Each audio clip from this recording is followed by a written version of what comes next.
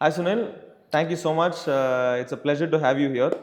So Thank you. I know we've known each other for about 3 years now, but we have only spoken a lot on business.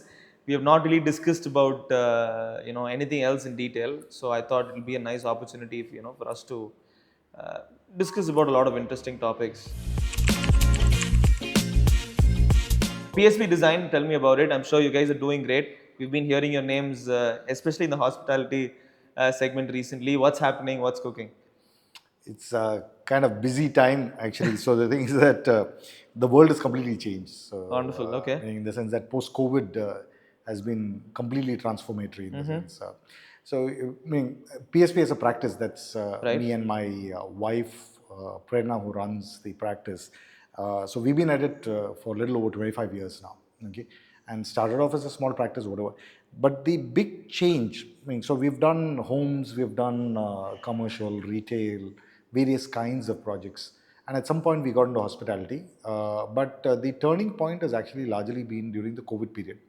So Okay. there's actually a very funny thing that actually happened with us during the COVID time is that on some kind of a notion, I decided to shut down the practice Like Mottama packed as you wanted to close it down in the physical in the sense. okay. Okay. So I Okay. closed the office. So I Okay. had no office actually. So, and my staff continued working with me. And when I had to hire, I started looking at people to hire in. So, when you have a physical office, you typically hire people who can come to your office. Right.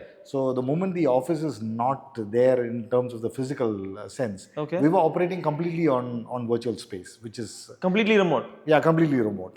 And so we started hiring people from other places. Sweet. So I had people working for me from Delhi, Ahmedabad. We started getting resumes from around the world also. Is it Okay. still the case now? No, we are back to actually Okay. terrestrial office, Okay. but we actually did this for 3 years. Hmm. Okay, so when at a particular point somebody was asking me in the sense that are you slowing down on your business? I said there's absolutely no slowdown in the sense that things. The moment I made this step, Okay. the business just took off. Okay, so we were actually geographically itself working in multiple locations. People working for me from different cities in the country itself, and sort of contact with people from out of the country also. It was Wonderful. very interesting actually what So happened. COVID helped you. Definitely. That is, see, when people were actually winding down, closing shop and things like that, Right. we were on another, it was foot on the accelerator. That's Wonderful. actually what happened with us. COVID kind of helped us with something else. So in COVID, because we couldn't really reach out to a lot of clients and all that, we were trying to build a network of people who could help sell jewelry, right? So basically, we're looking at housewives, ex businesswomen or ex employees who were looking to do something, on the chill, like maybe sometime on the weekend, spend some time, curate jewelry and then pass it on to a set of people. So that's when we tied up with this guy who does software for big jewelry brands, and he said, we'll do this. It was a custom software, and it had all our products lined up, and we hired someone to do the videos and all that, and we basically tied up with about 6 7 people from different places, a few in the US, one in Madurai, one in Coimbatore and all that, and then we basically just gave them a login ID to the software. Generally jewelry la vandute, if you have to scale, physical presence is the only option because you have to show something. Yeah. But God bless, because of the we have been in the business for about 30 years now. Congrats on your 25th. We are closing to about 30 years now next year. So Congratulations on congrats on that. that. And so what happened was, because of the brand name, we only scale through a very close circle. We don't scale left, right, and center. We are not like a big corporate brand, right? So this software literally helped us improve business, and every single person started bringing in good volume of business, per se, just with the software alone. And then we went on to open an office in Virginia because it worked very well in our favor. And we went on to open a store in Madurai. We went on to open a store in Karaikudi, and we are about 4 locations now. God bless to COVID. So I think COVID has played a very, very important role in, I think, PSB In and both with our businesses, and yeah. with VStar. So I'm glad we could touch on that. So I have a question actually, in the sense that if it wasn't COVID, would you have Virginia right now? I don't think so, because if it was not for COVID, we would have still been in a similar operation facility. We would have probably tied up with a lot of people in Chennai to come in, understand, curate jewelry and all that, but we wouldn't have expanded boundaries. Because of COVID, we got into software because we couldn't meet people even in Chennai. But then we figured it's just a software and it's all hosted on AWS. Might as well replicate it. Sorry, neenga varingla. Okay, I'm going to give you another login ID. It's going to take me 2 seconds to create a new login ID.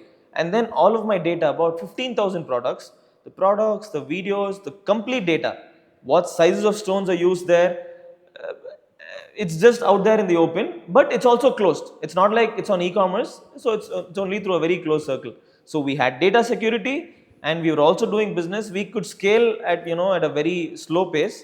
Slow and steady wins the race is what something we feel. And yeah, so I mean, I'm glad it happened, and we are doing well. So something else which I wanted to talk about was, as we started moving to different boundaries, as we started to do, better volumes, we had a lot of people come back. They liked the service. They wanted to redesign and remake the old traditional jewelry which their grandparents passed it on. They didn't want us to take it, give them something else, because they considered, they have a very emotional, deep connection to it.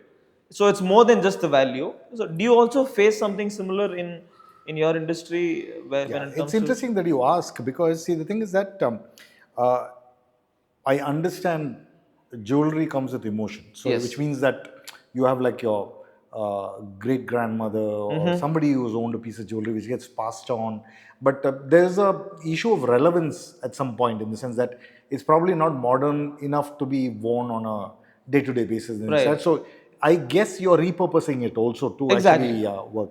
So in the architectural or the interior design or design space, what happens is that there's a lot of this which happens. Okay, so we've had exposure to some parts of this. Okay. Around 20 years ago, we had a client come to us who's actually a good friend now.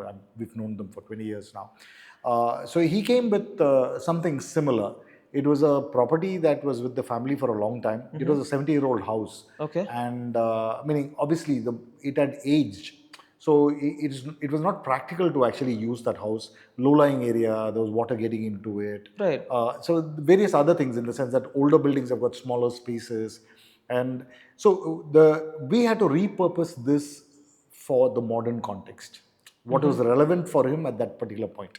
He was a Okay. young guy, and the thing was that he was just getting married, and meaning there's a lot of aspiration which comes with that, with the new family and things like that. So we actually did a careful study on what could be retained, what could be changed.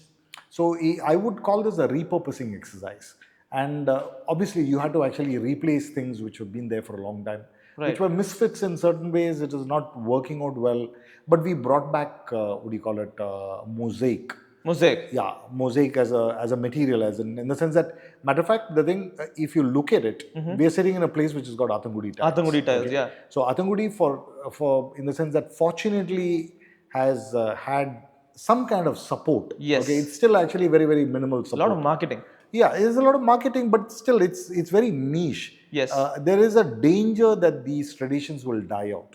Okay, so even with mosaic, that is basically what they use, like marble chips and cement mix to actually Together. form mosaic. Okay, so that was a dying tradition at that point. Matter of fact, the person who did that job for us for this entire house, which is white mosaic, is what we had used. The family stopped doing that. That is probably the last project that they ever Well, did. I haven't heard mosaic in about 10, 15 years, I would It's say. not there. That's why. There are people doing it, but in pockets. In You cannot pockets. get it commercially. Meaning it's come back in a different avatar, in the sense that it's strangely come from the Western world with epoxy blended into it, because the material has got issues. So we've used, what do you call it, mosaic, almost like a seamless material in that property. We've actually used a lot of the timber Right. repurposed back into the house itself. Okay. So, matter of fact, the staircase had this really beautiful handrail. Okay, it was broken in parts, so we had to reconstruct some parts of Oh, it. okay. So even today, that handrail is in great Great condition. condition. It feels so good to touch it. So that's the beauty. And the thing is that very often it's the quality of the space. So you're trying to see what is the proportion of the space. Even if you're enlarging things, you're trying to figure out how to maintain that. So you're working with multiple things. It's in a certain way like how you repurpose jewelry Right. to the modern context. See, We are but actually trying to get them to live in the the modern world. problem with repurposing is 95% of the people in the business, right? They don't want to get into repurposing. Primarily being the amount of labor involved. Uh, so if you have to build something from scratch, that's comparatively way easier. I agree. But when you have to, reverse engineer, yeah, for example, in our case, remove the diamonds safely without breakage. And in our cases, we have had products which are 200 years old. So the cutting grade of the diamonds, right? The technology used to cut itself was completely different. We had someone, in fact, it was a reference from a mutual friend of ours who connected his friend in the US to me, who brought his great grandfather's ring. It was a 200-year-old ring, and the cut was a old mine cut. He probably bought it in Amsterdam, was what he said. His grandfather bought it in the 1920s, 1930s. So we had to remove the diamond, cut and polish it, just three single pieces, right? The value of the total product as such is nothing. But then the amount of effort and the amount of people working just to repurpose a small ring, which is probably of the value of about 4 lakh, 5 lakh Indian rupees, is massive. If the three of us had got together to build something from scratch, we could have created something anywhere about 1.2 crores. So that's the value difference. But I think we again, we do this only for the close set of people, like you said, because this is not, it involves a lot of our time, a lot of resources, even if the value is small. So I think a lot of people are not very inclined towards repurposing as such, but the amount of joy that gives you when it's done is immense. Correct. So, Is can you put a value to the emotion which comes exactly. with You it? can never. You can't. So, Sunil, we have a lot of clients who come in and they really don't give us scope to think about the design, right? They already have something preset because they have something attached to it, and then they want us to do exactly what they have in mind. Do you have examples as such with respect to architecture or interior designing? It's interesting because we're currently working on one project which we are very excited about in our Okay. office. So this is a project. It's actually a hotel in Calicut. So Oh. it's a plain Jane hotel. Mm-hmm. Okay. But before I actually went down to Calicut to meet him, Mm-hmm. we were introduced to each other through a common associate, and Okay. so he actually gave me a small snippet, as in it was so small that I didn't know what that snippet was. He said, please, when you go there, ask him about his traditional business. Okay. Okay. Because he's a, what do you call it, businessman from Calicut who's involved with various things, in the sense they're into building, there's that, all the modern The businesses that they've the got. the usual kind, Yeah, right? but Okay. what he had told me is that ask him what is traditional business is very interesting. So Sweet. Okay. so before even, so I asked him, what is it? Why didn't you tell me? No, he said, no, you need to ask him that. So he Okay. created the hype. Yeah, so he gave me Okay. that build up. Right. So when I reached there, we got talking about the project. There's that land, whatever, it's that, and then at some point the conversation gets a little bit more casual once you're finished with Right. the actual nitty gritties of getting past it and things like that. So I said, like, so and so told me that you've got an interesting family business. Traditional So business. can you tell me something about it? Because I'm actually very interested in personal stories. Right. Okay, because personal stories are actually what give an anchor to anything that you do. 100%. So he said, okay, I'll show you something. Okay. Sweet. And we got up and we went to another part of the building that we were sitting in, and he opened this door. And it's an old building actually. And we went inside and I was really amazed. There's a little museum that he's put up in his own way. Okay. It had all these old documents and it had all these, what do you call it, tools and things like that. And then I started getting the sense that it's got something to do with woodworking. Woodworking. Yeah, Okay. woodworking, but woodworking in a very different way, because his family business is actually boat building in timber. Oh, boat Okay, so building in it's not timber. on boat building, you're talking about ship building. Shipbuilding. Yeah. Sweet. So these are ships that were built to for seafaring. I asked him, how is this a sustainable business today? Right. So you're building, who actually travels in a wooden ship Timber. to Yeah. the Yeah. Middle East? Right. Okay. So he said, see, the interesting thing about this is that till the, what do you call it, uh, uh, around the 1950s, and he said they still used to come down, in the sense, from the Middle East. They were the poor Arab traders. But They you used to mean in come timber down. boats? Yeah. Because the thing is that he's got, see, you won't believe it, in the sense that in his museum, he's got these, what do you call it, invoices Crazy. of ships that they've built. It's an invoice in the sense that 1 lakh rupees, 1910 is the date of the thing. And that's a 100-foot long ship that is built for them.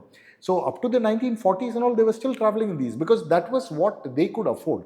And Right. timber boats were obviously, the modern boats were the, what do you call it, what was built in steel. But that was not affordable by these people. Probably the expensive version, So right? Makes sense. if you look at it, what he said was that these were the poor Arab traders who used to come down and they used to have a dormitory in his office. Okay, so they used to live in his office on the first floor in a dormitory. They used to travel inland, buy spices, collect it, and the boats used to get rebuilt, repaired, whatever. In the They'll load meanwhile. up the boats maybe 3 months later or 6 months later, they sail back. Okay, Sweet. Oh, there that's is the a big story. change which happened in between. They discovered oil. And Oh. suddenly, all these poor Arab traders became extremely wealthy. And so he's been actually dealing with these families, which are today the ruling Families. dispositions of all the Arab nations. Oh, sweet. So Okay. what happens today is that he's still building it in the same traditional method, Even today. even today, but for these royal families where they buy it out of sentiment. Okay. So it's no more for a trade purpose or a business purpose, but No. it's a sentiment. Yeah. So they build these things which they convert into luxury units, which they use and they have these exhibitions and shows where they have these traditional Wonderful. things. So now you're building a, I mean, So you're we working. building. So the thing is that why I am interested in this whole thing is that I'm trying to figure out what is his story. How do I make this place his? Right. So now we are trying to integrate this whole. One is to incorporate his museum into the property, which is the hotel property. So which means that the hotel becomes experiential. It's an experience center. Yeah. So if somebody comes and you come to stay and you see these parts of the wooden boats. So the thing is that various parts of Arabia have got different kinds of boats. You got the dough, you got the sambuca.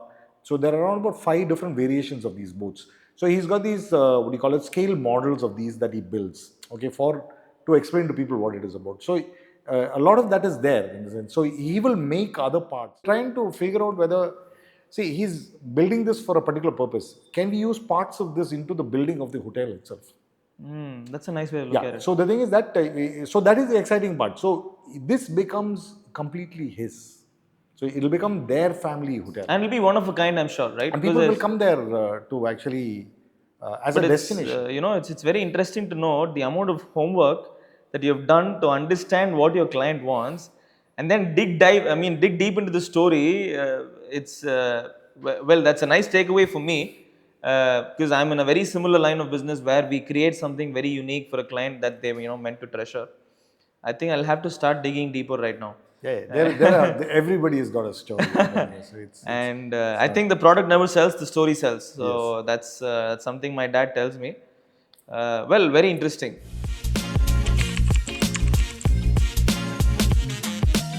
Sunil, we are in 2025, and the talk of the hour today is, sustainability, and that's something people bank on very much, and people give a lot of importance to it.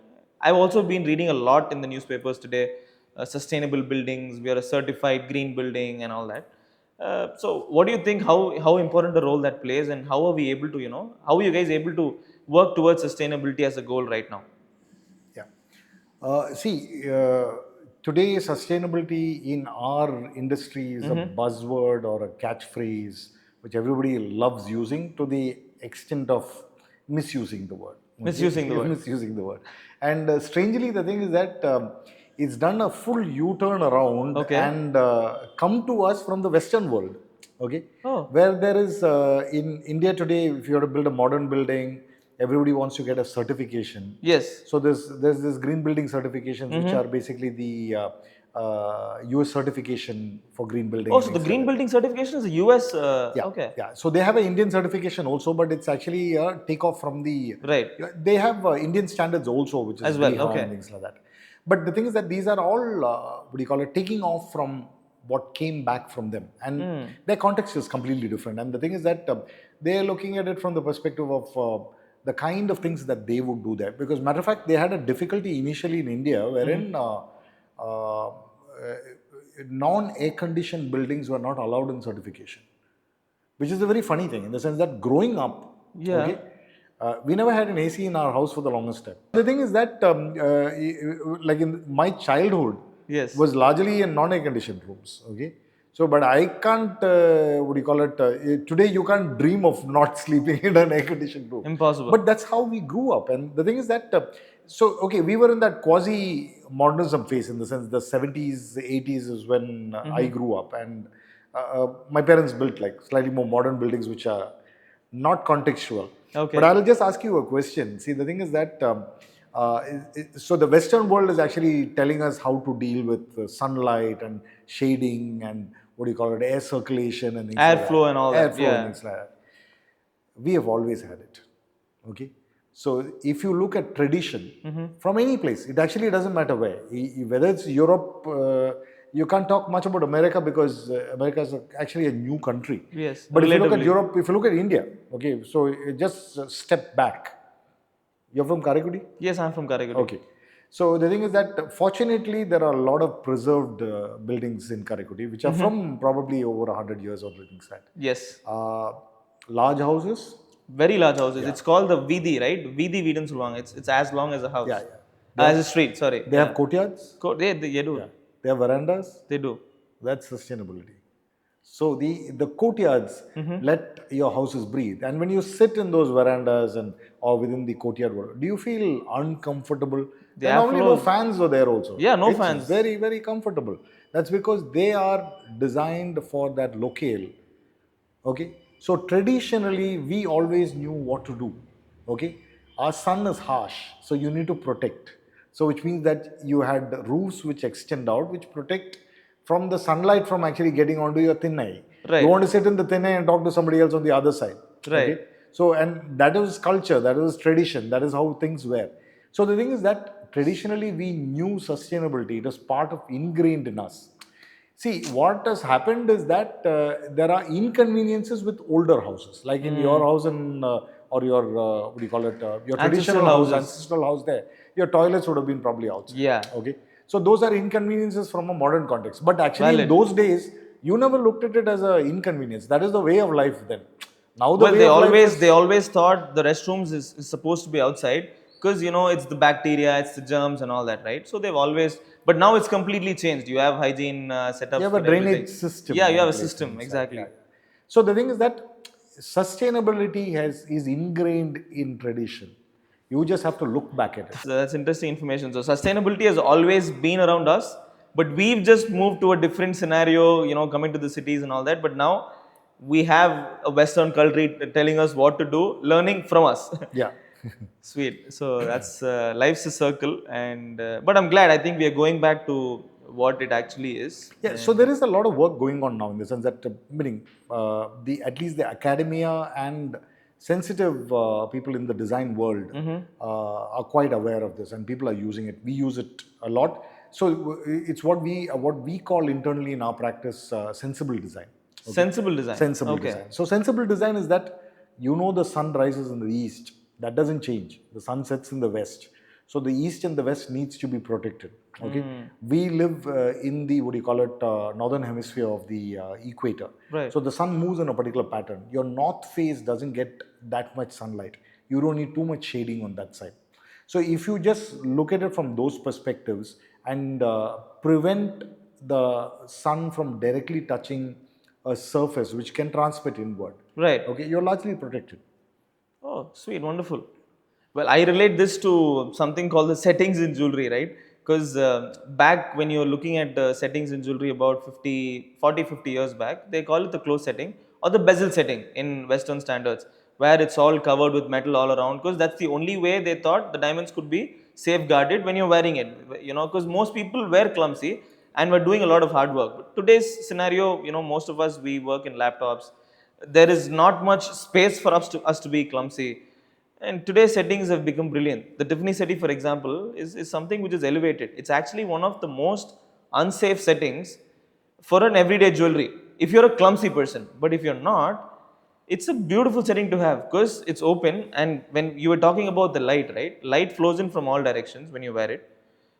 It looks extremely brilliant. But again, the point being, it depends upon what the who the client is, what the requirement is, and how we are able to cater around the block. So as you know, we were talking about light flowing into the diamonds and all that. I've also been deeply intrigued to know about the sparkle, right? How big an element lighting plays when it comes to, especially on the interior. We spoke about the exterior, sunlight and all that, but what about the interior? Because I remember mostly white lights being used, primarily tube lights and white lights everywhere. But now there is a big paradigm shift with a lot of people using yellow lights, half white, and a lot of other colors. So maybe if you can give me an idea on that. Yeah. So lighting is very critical, Okay. especially for interior space. Okay, even for exterior space. But the thing is that the beauty of a building is that during the day it's naturally lit. Okay, Okay. but when you get into a building, inside of a building, or if it's like the insides, like, and we work a lot in hospitality, so the thing is that lighting is extremely critical. Okay, so there is something called color temperature. Okay. Okay, so typically color temperature in lighting will vary from 2700 Kelvin right up to 6000 Kelvin. To give you a simple explanation, that 2700 is what we would call yellow light. Okay, Yellow. so lighting today is actually moved out of incandescent. See, so what has happened is that I have had the, what do you call it? I would say the experience of actually working on the domain which was incandescent when I started my career, to fluorescence, which is in between. You got these CFLs and tube lights, and Right. they are what we call fluorescence, Okay. and today LEDs. Oh. So there is a big shift in lighting which has actually happened. But the funny part is that even today, even with LED and the LED technology going to such a high level, you know what they are trying to imitate? They're trying to imitate the original bulb. Okay. So they're trying to get that quality of light. So the thing is that that is the quality that actually works in hospitality space. That's like, it's a warm yellow.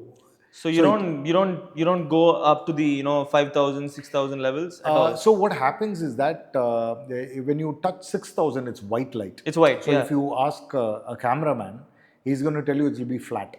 Flat. And that's what happens. So the thing is that if you look at a space which is actually lit with 2700 Kelvin, it gives you that warmth, it gives you shadows. You will get, and the shadows are softened in the sense that things merge with each other. If you use white light, everything flattens out. It's just flat. Okay, matter of fact, wood Okay. will look different. So in yellow light, wood has got warmth, it actually glows. So the thing is, lighting is what makes your space. Right. Okay, and I'm very sure it plays an extremely critical role in jewelry also. Because I'll give you a simple example. See, the thing is that you would probably take a diamond jewelry and say, in sunlight, it's going to look like this. But the thing is that, do you ever sell it in the sunlight? No. You don't. I don't even think people wear it in the sunlight anymore. Right? At this point, it's mostly, even the weddings, whatever it is, it's all closed spaces. Yeah, so it's kind of risky to sell it in the open, I guess. Yeah, but no, because I was genuinely intrigued about fluorescence, because fluorescence plays a very, very important role in diamonds also, right? Okay. So that I'm sure you've heard about blue jagger as a Yeah, stone. yeah. So it's basically a very high fluorescent stone found in a very, very specific mine. So this, when it comes in contact with the sunlight, back then people used to wear a lot of jewelry out in the sunlight because you didn't really have a lot of lighting inside, right? So whenever you wear it out in the sunlight, it used to glitter like a very deep Sparkle. blue. Yeah. So that was why it was called, the blue jagger name came into it. Right. Uh, it's the only phenomenon. It's a phenomenon that's only existent in natural diamonds. Okay. Fluorescence. Is it very expensive? Now, yes. Okay. Now that you have all your other materials that are come into play, CZs and lab grown diamonds and mosenites and all that, none of this, everything can replicate how a diamond looks. Maybe also the chemical physical properties, but one thing that none of these other materials can replicate is the fluorescence. Fluorescence of the blue jack. Fluorescence of the diamond in general, Okay. right?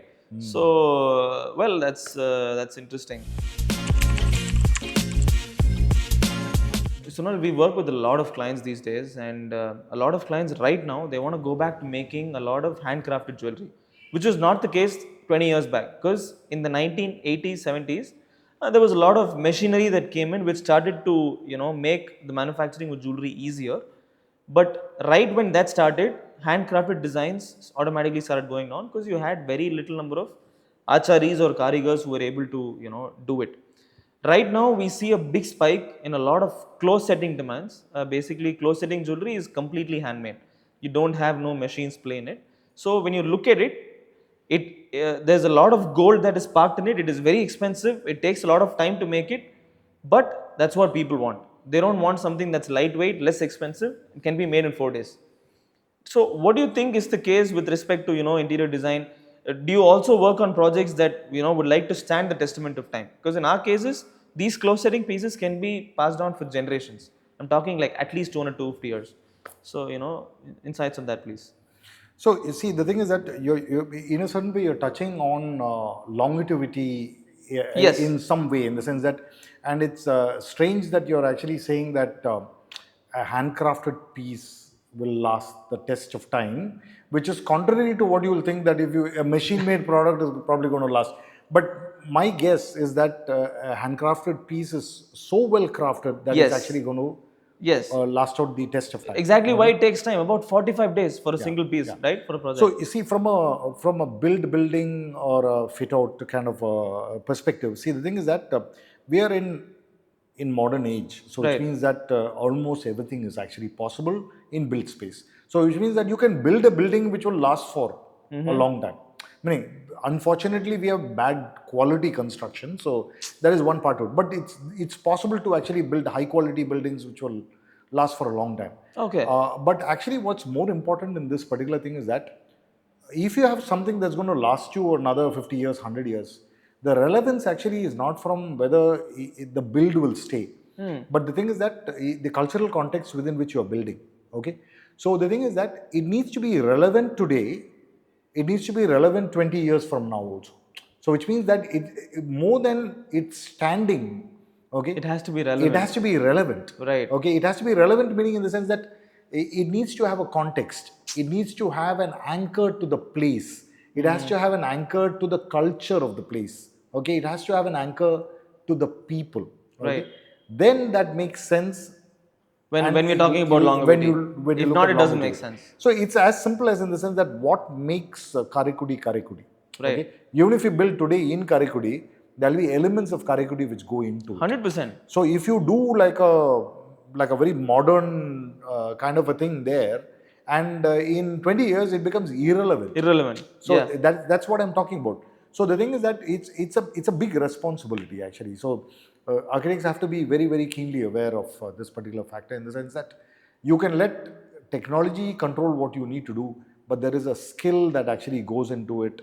That, meaning in the sense there's this big talk about AI replacing you. Right.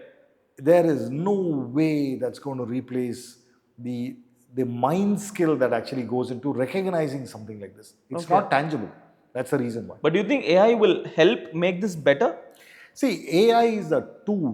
See, the thing is that at the point when computers came in itself, that was okay, fine. It's going to make things irrelevant for a lot of things. But if you look at it, no, in the sense that what the computers did is made life easier, in the sense that there were certain tasks that became easier. Valid. So, which means that, see, AI is going to replace certain tasks. Right. Okay. So, what will happen is that mundane things can be done by AI.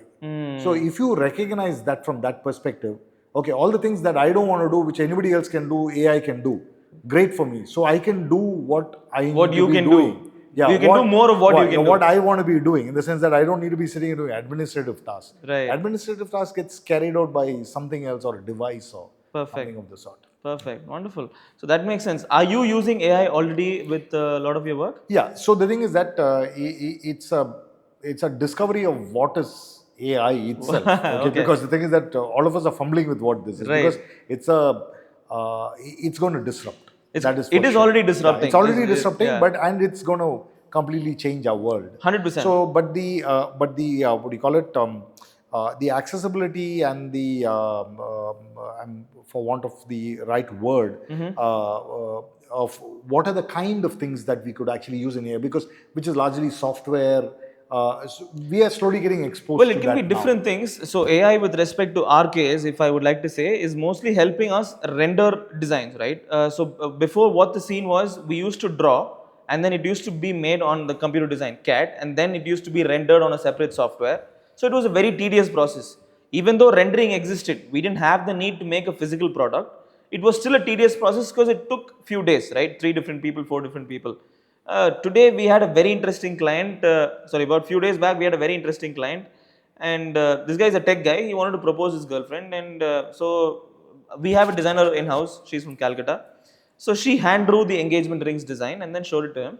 He said, I couldn't visualize it, so I'm going to use something to visualize this. He picks out his phone, and then apparently he works in AI. He picks out a tool, catches an image of it, gives in a prompt that says, I want this design, but the shank to be in rose gold with this big size diamond and so, blah, blah, blah, and all that.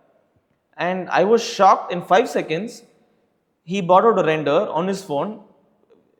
I was literally flabbergasted. The next thing that we did immediately was paid up for the software, implemented it the next day because it made our work completely easy.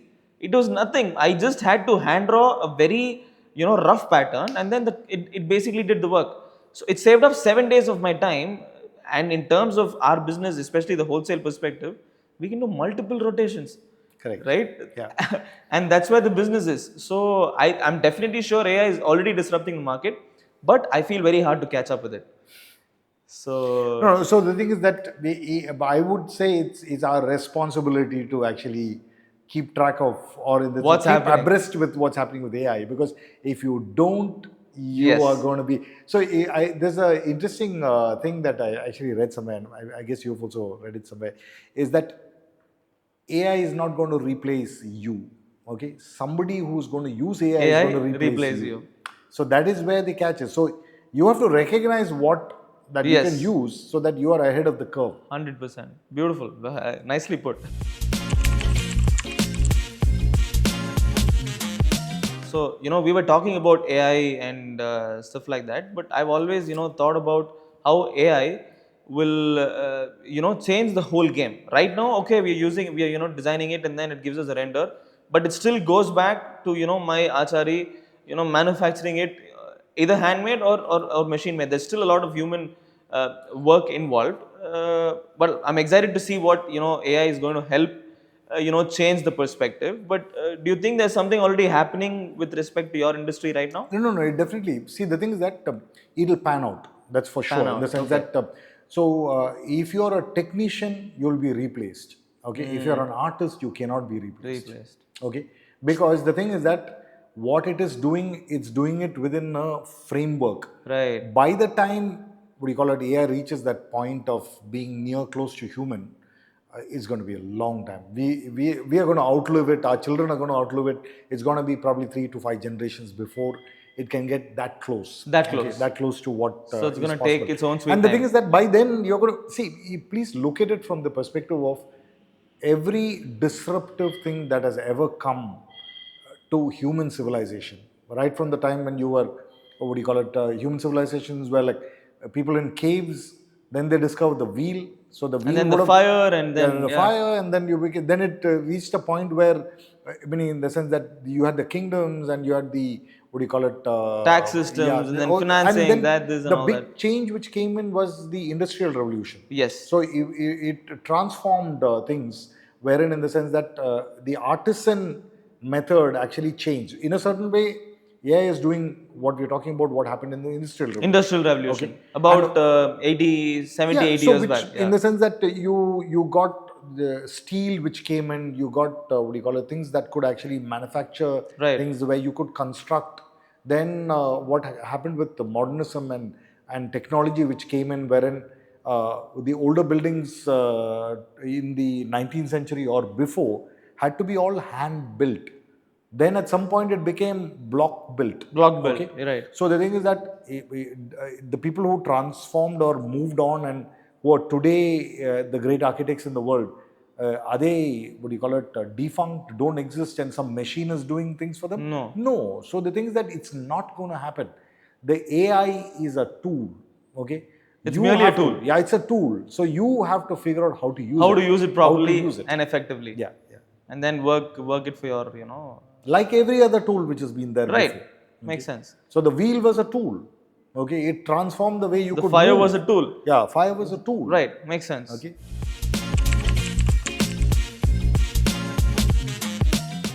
We've spoken about a lot of things, and at this point, right, 2024, 2025, we have a lot of people who are looking at entrepreneurship as a very important thing right now. We have a lot of people quitting 9 to 5s and getting into different lines of business. I'm sure a lot of people are considering architecture, interior design, considering the boom in the the boom in the market right now. Likewise, for people in my industry, what would you like to say to the upcoming architects? Let's say you have about 10 set of people you wish to mentor. What is something that you would probably want to tell them?